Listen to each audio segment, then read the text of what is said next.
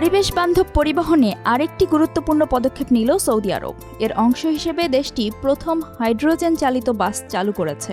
Saudi আরবের আল আহসার governor Saud বিন Talal বাস পরিষেবার পরীক্ষামূলক চলাচলের উদ্বোধন করেন। বাসটি পূর্বাঞ্চলীয় শহর দাম্মাম থেকে গভর্নরেট পর্যন্ত চলাচল করবে।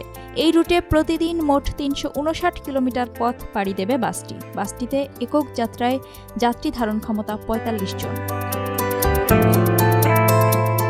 সৌদি আরবের পরিবহন কর্তৃপক্ষ টিজিএ এই প্রকল্পটিকে পরিবেশ রক্ষা এবং জীবনমান উন্নত করার লক্ষ্যে উদ্ভাবনী সমাধানের মাধ্যমে একটি টেকসই পরিবহন ভবিষ্যৎ গড়ে তোলার প্রচেষ্টার অংশ হিসেবে উল্লেখ করেছে।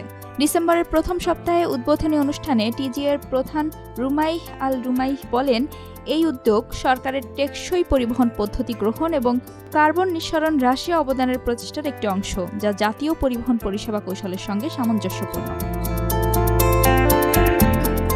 তিনি আরও বলেন, কর্তৃপক্ষ সরকারি ও বেসরকারি খাতের অংশীদারদের সঙ্গে কাজ চালিয়ে যেতে অঙ্গীকারাবদ্ধ, যাতে আধুনিক প্রযুক্তি ব্যবহারের উন্নয়ন ঘটে এবং পরিবহন খাত আরও এগিয়ে যায়।